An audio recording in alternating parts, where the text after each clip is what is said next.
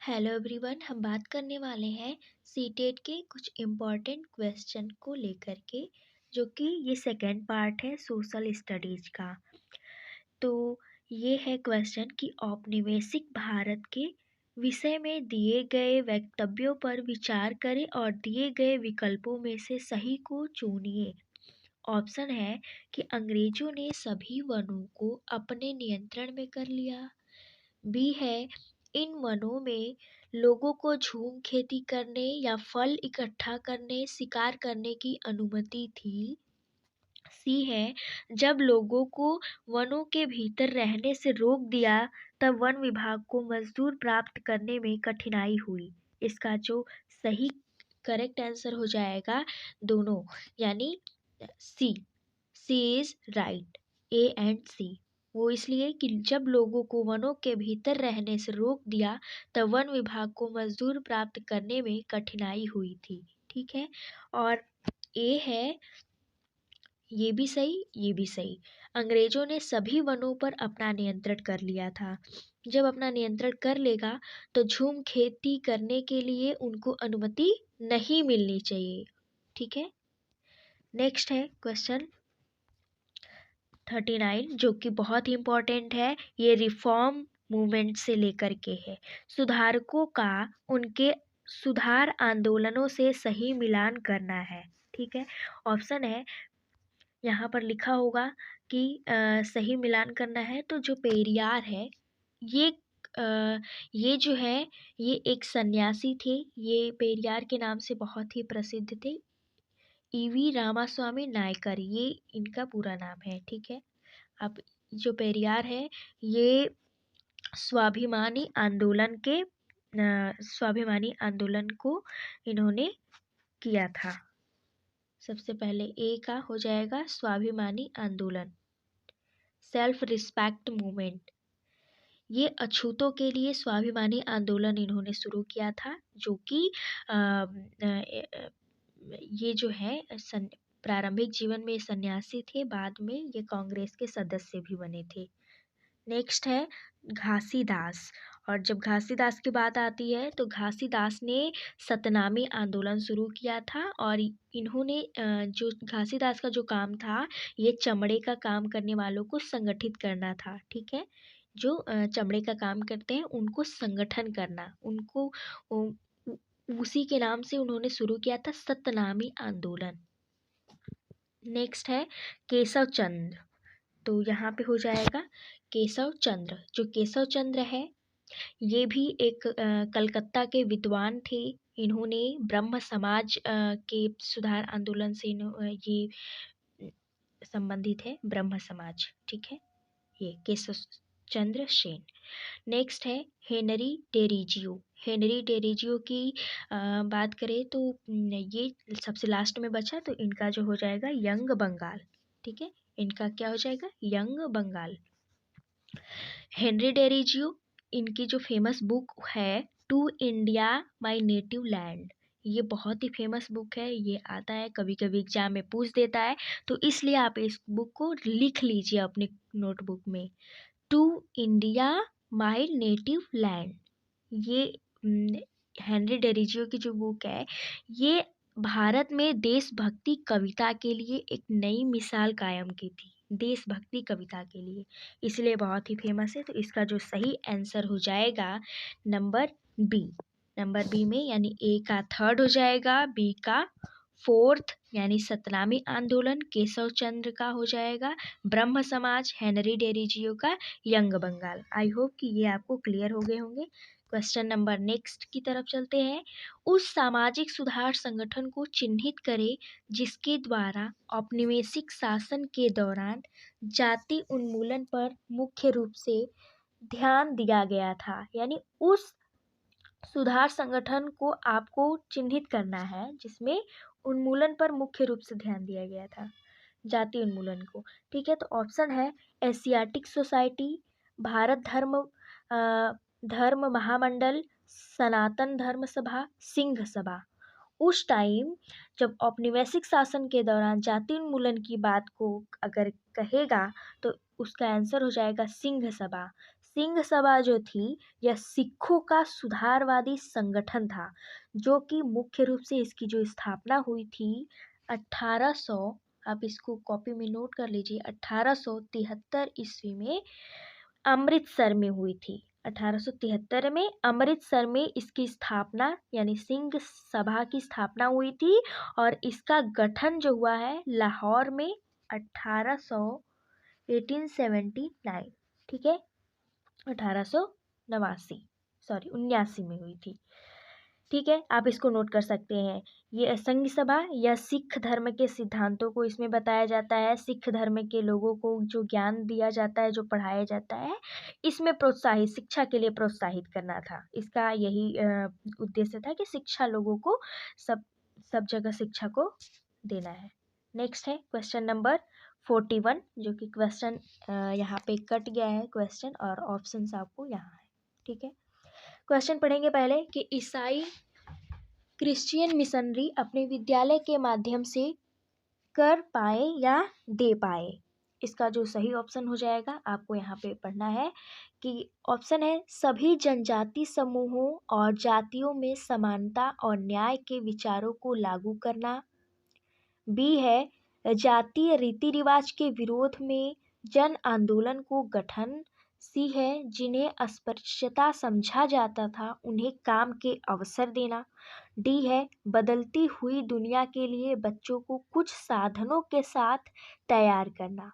तो इसका जो सही ऑप्शन हो जाएगा ऑप्शन नंबर डी, यानी बदलती हुई दुनिया के लिए बच्चों को कुछ साधनों के साथ तैयार करना। देखिए, जो ईसाई क्रिश्चियन मिशनरी था, ये चाहते थे इनका धर्म प्रचार का अपना काम जो है ये भारत में 16वीं शताब्दी के दौरान ही इन्होंने शुरू कर दिया था। तो ईसाई मिशनरियों का जो उद्देश्य था कि अंग्रेजी भाषा को सभी भारतीय युवक यानी भारी संख्या में अंग्रेजी भाषा को चलाया जाए, संचालन के लिए इन्होंने काम किया था। नेक्स्ट है question number 42, all India Muslim league विषय में, ऑल इंडिया मुस्लिम लीग के विषय में आपको एक कथन, एक वक्तव्य पर विचार करना है, सही विकल्प चुनना है कि कौन सा ऑप्शन सही है। मुस्लिम लीग ए है, मुस्लिम लीग ने मुसलमानों के लिए अलग निर्वाचिका की मांग की थी।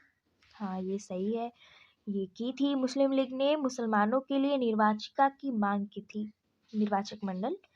नेक्स्ट है बी, मुस्लिम लीग ने बंगाल विभाजन का समर्थन किया था। हाँ।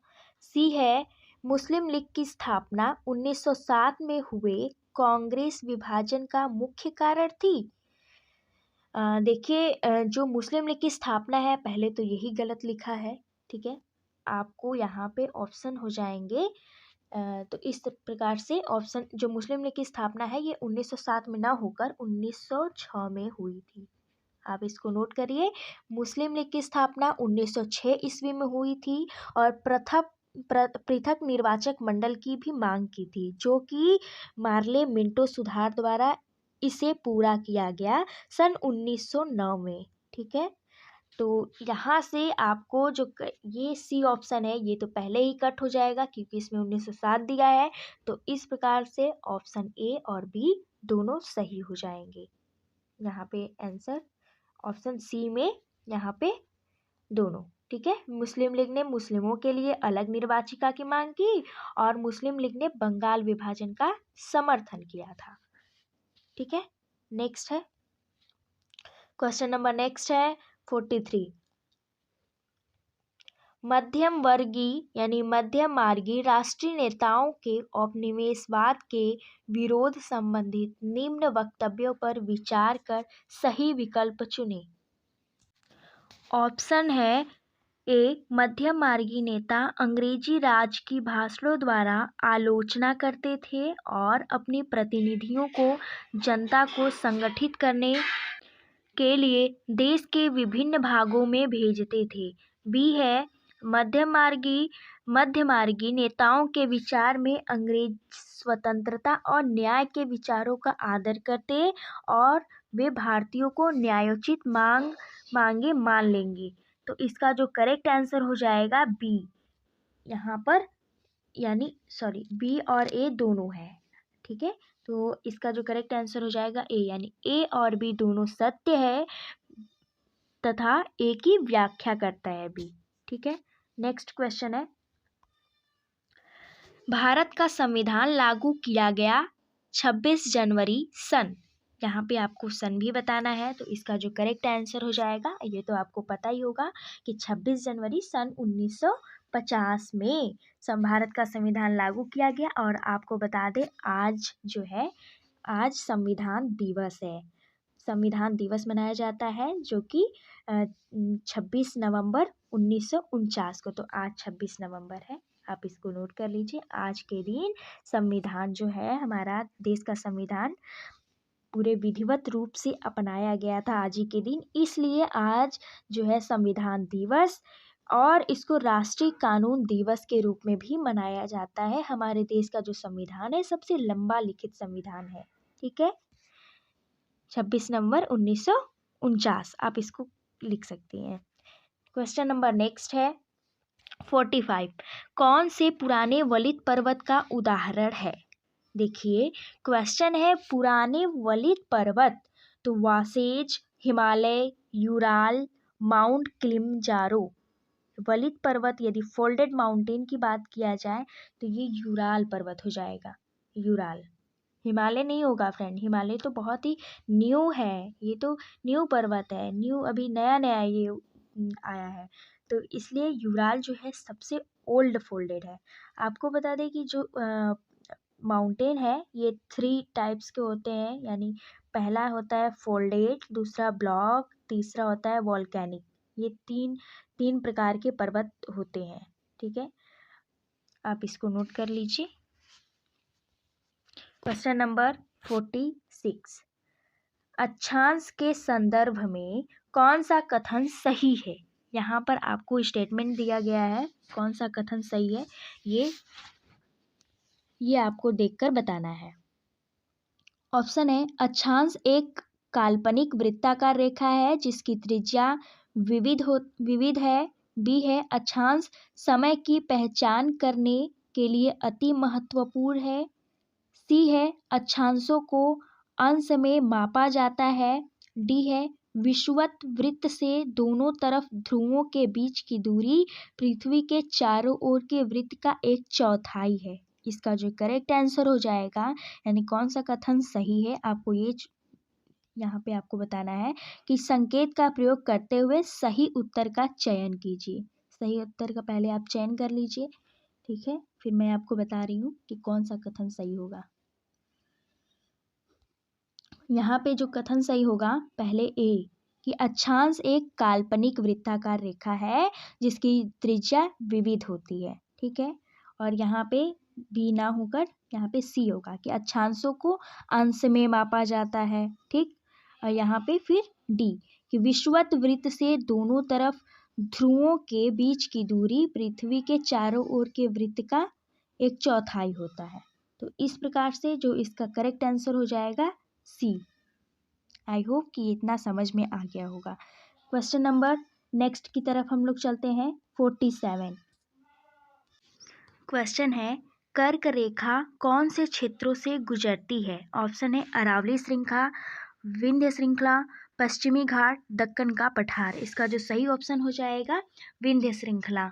विंध्य श्रृंखला से होकर के गुजरती है। और आपको ये पता होना चाहिए कि अब जो कर्क रेखा है भारत के मध्य से होकर गुजरती है या भारत के कुल 8 राज्यों से होकर गुजरती है। 8 राज्य कौन कौन से नोट कर सकती है? गुजरात, राजस्थान, मध्य प्रदेश, छत्तीसगढ़, झारखंड, पश्चिम बंगाल, त्रिपुरा, मिजोरम से होकर गुजरती है, ठीक।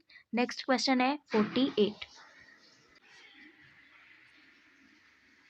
नेक्स्ट क्वेश्चन है कि भारत ग्रीनविच के पूर्व 82 डिग्री 30 मिनट पूर्व में स्थित है। जब लंदन में शाम के 4 बजे होंगे तब भारत में क्या समय होगा? इसका जो करेक्ट आंसर है आपको पता होना चाहिए, वो इसलिए कि जो लंदन में जो शाम का समय 4 बजे होगा उससे सिर्फ आपको 5.5 घंटा आगे करना है, यानी 5 घंटा 30 मिनट आपको आगे करना है। यहाँ का जो समय है ग्रीनविच समय से हमेशा 5.5 घंटा आगे है, इसलिए आपको जो 4 बजे हैं इसमें आपको ऐड कर देना है 5 घंटा और 30 मिनट। आप ऐड करेंगी तो इसका जो करेक्ट आंसर हो जाएगा बी, यानी शाम के 9:30 बजे होंगे। ठीक है, नेक्स्ट क्वेश्चन है 49। वनस्पति के संदर्भ में कथनों पर विचार करिए और सही विकल्प का चयन करना है। ठीक है, ऑप्शन है, ध्यान से पढ़िए कि वनस्पति की वृद्धि तापमान और नमी पर निर्भर करती है। बी है, स्थान की जलवायु मुश्किल से प्राकृतिक वनस्पति को प्रभावित करती है। सी है, स्थान विशेष पर ढाल एवं मिट्टी की परत की मोटाई जैसे कारक उस स्थान की वनस्पति के प्रकार में योगदान देते हैं। तो इसका जो करेक्ट आंसर हो जाएगा सी। इसका जो करेक्ट आंसर हो जाएगा सी भी सही है और ए भी सही है, यानी वनस्पति की जो वृद्धि है तापमान और नमी पर निर्भर करती है और ये स्थान विशेष पर ढाल और परत की मोटाई जैसे कारकों उस प्रकार वनस्पति के प्रकार में योगदान देती है। इसलिए यहाँ पे जो करेक्ट आंसर हो जाएगा ए एंड सी दोनों सही है। आपको इतना पता होना चाहिए कि भारत में जो प्राकृतिक वनस्पति के हैं 5 प्रकार होते हैं, आप इसको नोट कर सकती हैं। पहला उष्णकटिबंधीय सदाबहार वन, दूसरा है पर्णपाती वन, तीसरा कांटेदार वन, चौथा है पर्वतीय वन, पांचवा है मैंग्रोव। ठीक है, क्वेश्चन नंबर नेक्स्ट है जो कि लास्ट क्वेश्चन है 50। किसी फलों की कृषि के कारण विश्व का फलो उद्यान कहा जाता है? विश्व का फलो उद्यान किसे कहते हैं? उष्णकटिबंधीय घास स्थल, शंकुधारी वन, भूमध्य सागरीय प्रदेश, शीतोष्ण सदाबहार वन। फ्रेंड देखिए, यहाँ से क्वेश्चन जरूर आएंगे क्योंकि ये जो वनस्पति है इससे सोशल स्टडीज में 2 क्वेश्चन जरूर आपको देखने को मिलेंगे। नेक्स्ट, इसका जो ऑप्शन है आप यहाँ पे चूज कीजिए कि कौन सा सही होगा। इसका जो करेक्ट आंसर हो जाएगा यानी भूमध्य सागरीय प्रदेश। मिलते हैं नेक्स्ट वीडियो में and thank you so much.